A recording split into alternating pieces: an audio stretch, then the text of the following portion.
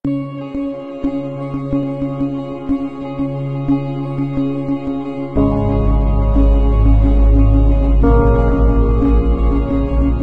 याद होगा शायद ये कार्यकर्ता उस जमाने का, और ये हमेशा पापा जीप में दौरा। ये मुझे याद है, पापा अपने आप चलाते थे। ये भी फोटो है, पूरा का पूरा ऊसर जमीन था।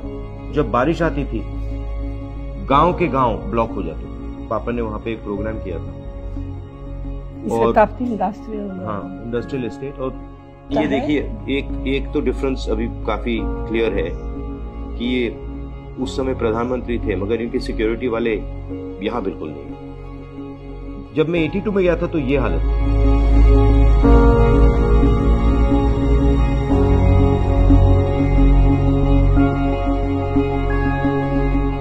पहली बार आप रायबरेली कब गए? 81-82 शुरू किया काम। हम लोग जाते थे मेडिकल कैंप के लिए। बहुत सारे अच्छे डॉक्टर लोग थे वहाँ के, दिल्ली के, सेवा करने के लिए ये लोग हमेशा मदद करते थे। हमारे परिवार का अमेठी रायबरेली से 100 साल का रिश्ता है। 1921 से पंडित जी उनका राजनीतिक जीवन शुरू किया, और एक किसान का लीडर था बाबा रामचंद्र, उनको मैसेज भेजा कि चलो मिलेंगे, और पंडित जी को अपना दुख बताया। मैं भी जाऊंगा, पंडित जी ने बोला।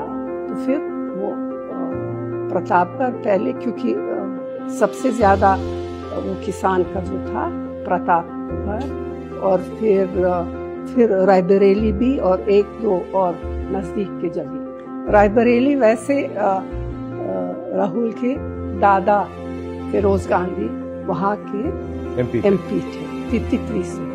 परदादा ने अपना काम, अपनी पॉलिटिक्स रायबरेली में आंदोलन से शुरू की थी अंग्रेजों के खिलाफ। जो उनका काम शुरू हुआ वो रायबरेली में हुआ। उनके देहांत के बाद तो फिर दादी ने लोकसभा लड़ाई वहाँ से, रायबरेली से। जब मैं अमेठी का एमपी था, रायबरेली के लोग आए थे, आपको याद होगा। आईटीआई के लोग आए थे। आईटीआई को वाजपेयी जी की सरकार बंद कर रही थी। कहा कि देखिए, हमारी नौकरी का सवाल है, हमारे भविष्य का सवाल है।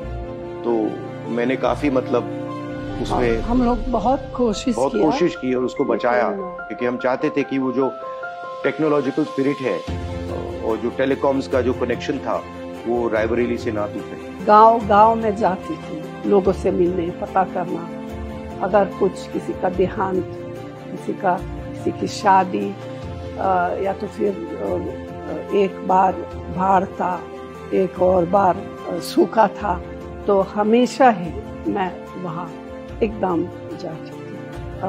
एकदम एक्सेप्ट किया मुझे। जो रिश्ता था वो जैसे बेटी बहू की रिश्ता था उन लोगों के साथ।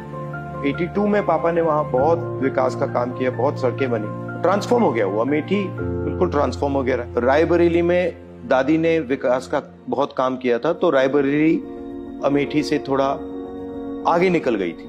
जब पापा अमेठी गए और फिर पापा ने वहां बहुत ज्यादा काम किया, फिर ये लगा कि अमेठी थोड़ा विकास में रायबरेली से आगे निकल गई।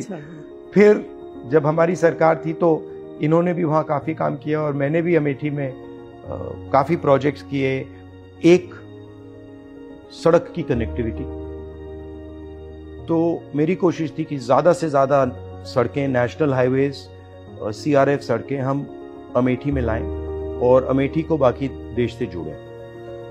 दूसरा था सेल्फ हेल्प ग्रुप का काम, जिसमें हमने लाखों महिलाओं की मदद की, बैंक अकाउंट से उनको जोड़ा, उनकी जिंदगी बदली।